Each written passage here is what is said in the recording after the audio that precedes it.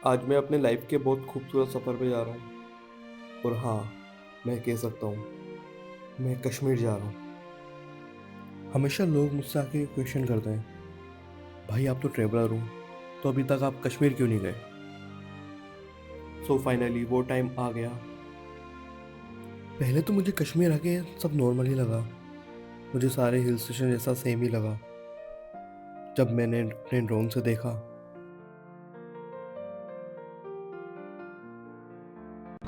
और फाइनली मैं कश्मीर जब आया, तो मुझे मुझे इतना कुछ लगा नहीं। क्योंकि जिस तरह से कश्मीर को हमने सपनों में देखा है, टीवी में देखा है, वैसा मुझे कुछ दिख नहीं रहा था। Oh, my love, my friend, it's been a while without thinking of you, but the thought makes me smile. I'm so tired. मेरा ये सफ़र स्टार्ट होता है दिल्ली से। जब मैं प्लान कर रहा था देहरादून जाने का, तब सोचा कश्मीर जाते हैं। फिर गया था, बैग पैक किया और आ गया एयरपोर्ट पे।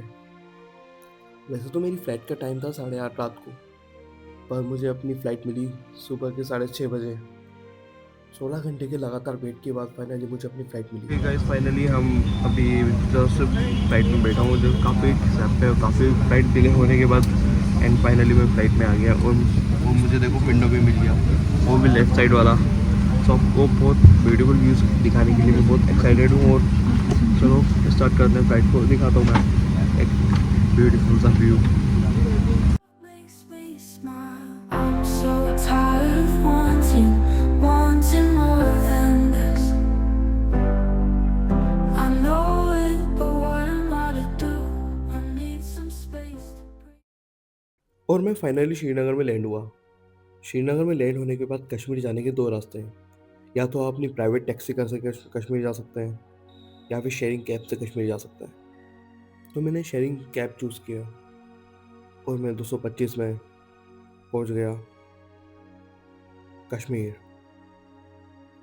अभी मुझे पता चल रहा था कि लोग कश्मीर को जन्नत क्यों कहते हैं। कश्मीर इंडिया की वो जगह है जो दो देशों के आपसी प्रेम को दर्शाता है।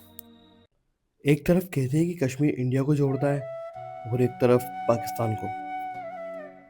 बॉर्डर के इतने पास होने के बाद भी यहाँ की जो शांति और पीस जो मैं यहाँ के फील कर रहा था, वो मतलब नेक्स्ट लेवल था। और वैसे ही कश्मीर की खूबसूरती को चार चांद लगा देती है डल लेक। क्या आपको पता है ये लेक बनी कैसे?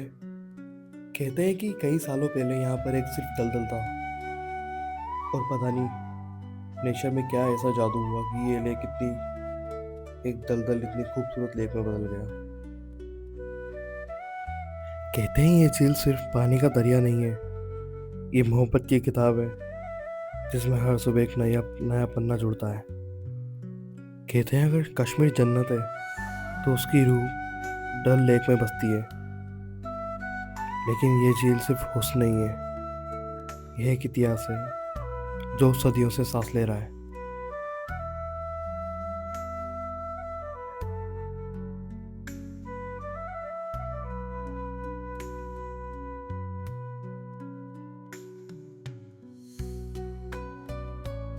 अंग्रेजों के दौर में भी ये झील उनका ठिकाना बनी और यहाँ पे वो रहते थे।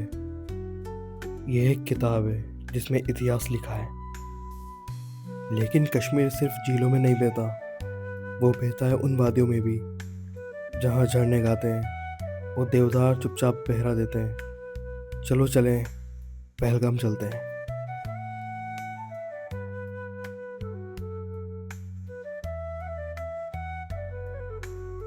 यहाँ की हवा में देवताओं की कहानियाँ हैं और पानी में वो गीत जो सदियों से बहते आ रहे हैं। पहलगाम की हर सुबह एक कविता है और हर शाम एक दुआ। कश्मीर को समझना हो तो सिर्फ तस्वीरों से नहीं, यहाँ की झीलों, नदियों, वादियों और दिलों को महसूस करना होगा। डल झील से लेकर पहलगाम तक यह एक सफ़र है रूह का, जहाँ हर मोड़ पर एक कहानी है और हर कहानी में एक जन्नत।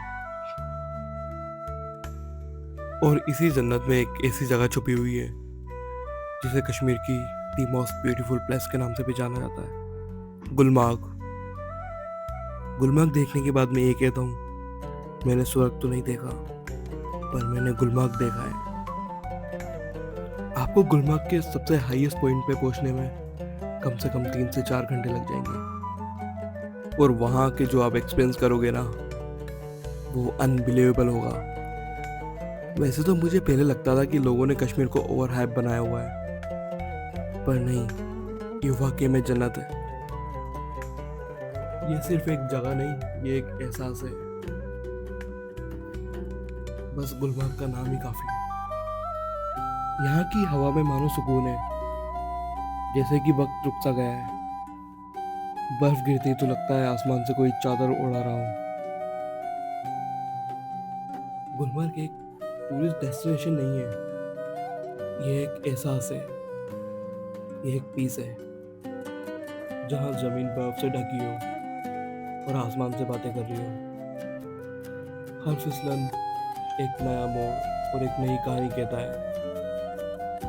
मैं मानता हूँ कि कश्मीर आके मुझे वो पीस मिल रहा था जो अब तक मैंने कहीं हिल स्टेशन पे फील नहीं किया था।